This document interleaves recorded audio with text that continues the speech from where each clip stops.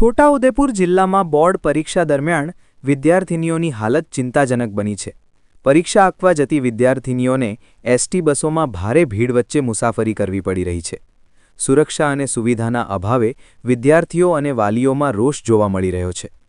પુનિયાવાટ model school સંકુલથી છોટાઉદેપુરના પરીક્ષા કેન્દ્ર સુધી આવતી એસટી બસોમાં ક્ષમતા કરતાં ઘણી વધારે મુસાફરો ભરાઈ રહ્યા છે। 32 સીટની બસમાં 58 જેટલી વિદ્યાર્થિનીઓ મુસાફરી કરવા મજબૂર બની છે। ઘણી વિદ્યાર્થિનીઓને આખો રસ્તો ઊભા રહીને આવવું પડે છે। મારું નામ રાઠવા હિરલબેન ભાનુભાઈ છે। હું ધોરણ 12 સાયન્સમાં અભ્યાસ કરું છું। હું પુનિયાવાટ મોડલ સ્કૂલમાંથી એસએફ સ્કૂલમાં પરીક્ષા આપવા માટે આવી છું।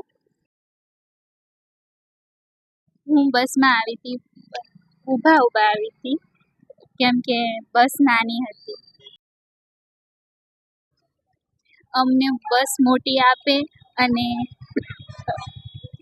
અમને બસમાં બેસવાની વ્યવસ્થા થાય એ માંગે છે। સવારે ધોરણ 10ની વિદ્યાર્થિનીઓ પણ આ જ પરિસ્થિતિમાં પરીક્ષા કેન્દ્ર પહોંચી હતી। પરીક્ષા પૂરી થયા બાદ પરત જવા માટે બસની પૂરતી વ્યવસ્થા ન હોવાના કારણે તેમને 1 કલાક સુધી રાહ જોવી પડી હતી। મુસાફરીનો થાક, ભીડ અને ગરમીના કારણે વિદ્યાર્થીઓ પર માનસિક અને શારીરિક દબાણ વધી રહ્યું છે। પરીક્ષા પહેલાં રિવિઝન કરવાનો સમય મળતો નથી અને એકાગ્રતા પર સીધી અસર પડી રહી છે। વિદ્યાર્થીઓના ભવિષ્ય સાથે જોડાયેલો આ મુદ્દો ગંભીર છે। શું એસટી વિભાગ પરીક્ષાના દિવસોમાં વધારાની બસો ફાળવવામાં નિષ્ફળ ગયું છે? હવે જોવું રહ્યું કે તંત્ર તાત્કાલિક પગલાં ભરી વિદ્યાર્થિનીઓને રાહત આપે છે કે નહીં।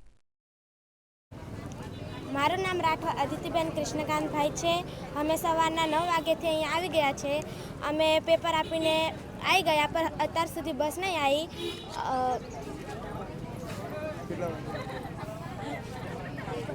1 વાગે પેપર પૂરું થઈ ગયું, અત્યાર સુધી બસ નહીં આવી। અડધો કલાક થઈ ગયા છે, પણ અત્યાર સુધી બસ નહીં આવી। અમારે ભણવાનું પણ બગડે છે।